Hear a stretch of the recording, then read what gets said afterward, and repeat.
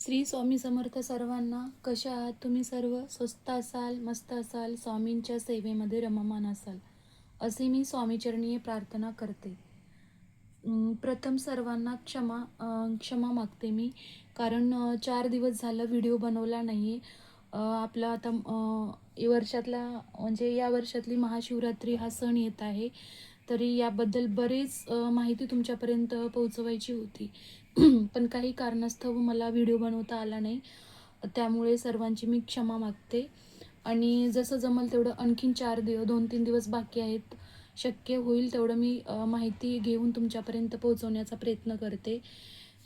तर यावर्षी महाशिवरात्री 15 फेब्रुवारी 2026 रोजी वार रविवार या दिवशी शिवरात्री येत आहे. तर महाशिवरात्रीला कुठली सेवा करायची ती या व्हिडिओमध्ये मी सांगणार आहे. तर व्हिडिओ स्किप न करता तुम्ही लास्टपर्यंत बघा आणि जी काही सेवा सांगितली असेल ते तुम्ही करा. कारण महाशिवरात्री हा दिवस इतका जागृत दिवस आहे की या दिवशी भगवान शंकर एवढे जागृत असतात की आपण त्या दिवशी कुठलीही सेवा केली आणि कुठलीही इच्छा आपली असेल तर त्या दिवशी ते नक्की आपल्याला भेटतं. आणि महाशिवरात्रीच्या दिवशी व्रत म्हणा, पूजा, जागरण, जे काही तुम्ही सेवा करणार आहे ते मोठ्या प्रमाणात त्याचं फळ मिळतं. या दिवशी शिव आणि शक्ती यांचे मिलन झाले होते. श्री भगवान शंकराच्या उपासनेतील मूलभूत म्हणजे म्हणजे श्री भगवान शंकराच्या उपासनेतील मूलभूत गरज म्हणून ओळखले जाते, ते म्हणजे शिव रुद्राभिषेक जे काही रुद्राभिषेक म्हणा, जे काही कुठली सेवा म्हणा, जे म्हणजे मूलभूत गरज म्हणून म्हणजे मूलभूत गरज आहे या दिवशी जे तुम्ही सेवा वगैरे करणार आहे त्याला मूलभूत गरज म्हणून ओळखली जाते. त्यासाठी या व्रताच्या दिवशी व्रत म्हणा, सेवा म्हणा, जे काही असेल ते तुम्ही केलं ना त्याचं फळ तुम्हाला 100 पटीने मिळणार आहे. आणि हा दिवस जागृत दिवस म्हणून ओळखला जातो. या दिवशी शिवलिंग जागृत असते. आणि या दिवशी कुठल्या सेवा करायच्या मी तुम्हाला सांगणार आहे. द्वादश ज्योतिर्लिंग स्तोत्र या दिवशी 12 ज्योतिर्लिंग स्तोत्र तुम्हाला म्हणायचं आहे. ते स्तोत्र मी तुम्हाला सांगणार आहे. तुम्ही यूट्यूबवर जरी तुम्ही सर्च केलात ना, द्वादश ज्योतिर्लिंग स्तोत्र म्हणला तर तुम्हाला सहज ते स्तोत्र तुम्हाला मिळून जाईल. किंवा सेवेचे जे पुस्तक असतात त्या पुस्तकामध्ये पण तुम्हाला भेटून जाईल. तरी मी तुम्हाला सांगत आहे, तर तुम्ही व्हिडिओ मागे पुढे करून हे स्तोत्र तुम्ही लिहून घेऊ शकता.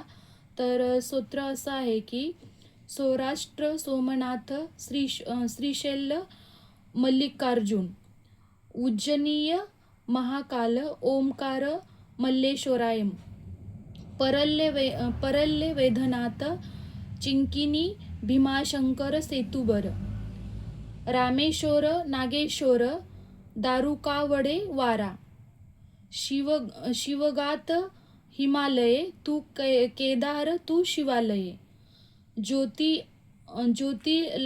ज्योतिर्लिंग जाणे सप्तजन्म पापसारे जो. हे आहे द्वादश ज्योतिर्लिंग स्तोत्र. मी तुम्हाला सांगितलेलं आहे, व्हिडिओ मागे पुढे करून हे स्तोत्र तुम्ही लिहून घ्या आणि हे स्तोत्र तुम्हाला जसं जमल तसं तुम्ही हे स्तोत्र पठण करा. किंवा तुम्हाला हे स्तोत्र नाही जमलं तर शिवचालिसा वाचा, शिव महिमा, शिवस्त्रोत, शिवचालिसा हे तुम्ही यापैकी कुठलंही तुम्ही करू शकता. शिवस्तोत्र म्हणजे काय? कैलास राणा शिवचंद्र मोडी हे शिवस्तोत्र आहे. जरी तुम्हाला वाचता लिहिता येत नसेल तर ओम नमः शिवाय तुम्ही दिवसभर पठण करू शकता. ज्यांना काही मासिक धर्म आहे, सुतक आहे, ते तुम्हाला कुठलीच सेवा करायला जमली नसेल तर तुम्ही दिवसभर तुम्ही यूट्यूबला सगळे स्तोत्र किंवा मंत्र तुम्ही लावून ऐकू शकता. सेवा तुम्हाला करायला जमली नाही तरी. हा दिवस इतका प्रकट दिनासारखा आहे की या दिवसाच्या सेवा नक्कीच वाया जाणार नाहीयेत. तर आपले भोले शंकर हे भोले शंकर एवढे भोळे आहेत की आपण जी सेवा करू, आपण या दिवशी जे काही त्यांना मागू ते तथास्तु म्हणायला त्यांना जास्त वेळ लागणार नाही.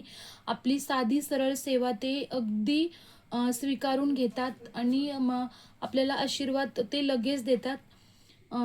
आणि या दिवशी जे काय आता तुम्हाला जशा शक्य झाल्या तशा तुम्ही सेवा करा. शिवलीलामृत पारायण तुम्ही या दिवशी नक्की करायचं आहे. जरी कुणाला शिवलीलामृत पारायण जरी जमलं नाही तर 11वा अध्यायाचं तुम्ही पठण करा, त्याचं पारायण करा. नाहीच जमलं तर तुम्ही मोबाईलवर लावून ऐकू शकता. जसं जमल तसं तुम्ही दिवस आणि रात्रभरात आणि दिवसभरात सेवा कधीही करू शकता. सकाळी तुम्ही द द्वादश ज्योतिर्लिंग स्तोत्राचं पठण केलंय तर तुम्ही दुपारी तुम्हाला स्तोत्र काय म्हणायचं ते म्हणा. संध्याकाळी शिवलीलामृतचं पारायण करा. 11वा अध्याय वाचा. जसं तुम्हाला जमल तसं, ज्या वेळेला तुम्हाला जमल तसं दिवसभरात. आणि हे एक चांगली गोष्ट आहे की या वर्षीची महाशिवरात्र ही सुट्टीच्या दिवशी आलेली आहे, संडेच्या दिवशी आलेली आहे, म्हणून आपण दिवसभर घरीच असणार आहे. तर तुम्ही मंदिरामध्ये जाऊन पण ह्या सेवा करू शकता. कुठल्या पण सेवा. पण कसं असतं माहिती आहे का, मंदिरामध्ये या दिवशी खूप गर्दी असणार आहे, तर तुम्हाला कुठे बसायला जागा भेटेल नाही भेटेल याची गॅरंटी नाही आहे आणि आपलं एकाग्र चित्त मंदिरात होऊ शकत नाही. जर जमत असेल तर तुम्ही मंदिरामध्ये जाऊन पण करू शकता किंवा तुम्ही घरच्या घरी पण सेवा करू शकता. नक्की करा. जेवढ्या जमतील तेवढ्या तुम्ही जास्तीत जास्त सेवा करा. नाही जमलं, कामात असाल, कुठल्या अडचणीत असाल तर तुम्ही मोबाईलवर लावून ऐका, पठण करा, ग्रहण करा, म्हणजे श्रवण करा, पठण करा. तुम्ही जसं जमल तसं करा, पण सेवा करा. कारण हा दिवस खूप महत्त्वाचा आहे. आपले महादेव आपल्याला या दिवशी भरपूर मोठ्या प्रमाणात आशीर्वाद देऊन जातात आणि याचं फळ आपल्याला नक्की मिळतं. आणि रुद्राभिषेक कसा करायचा याचा व्हिडिओ मी तुम्हाला बनवून टाकणार आहे. तोपर्यंत हे जे स्तोत्र सांगितलेलं आहे ते तुम्ही लिहून घ्या आणि हे स्तोत्राचं पठण करा, ऐका, श्रवण करा. चला, श्री स्वामी समर्थ. भेटूया आपण नेक्स्ट व्हिडिओमध्ये. तोपर्यंत श्री स्वामी समर्थ.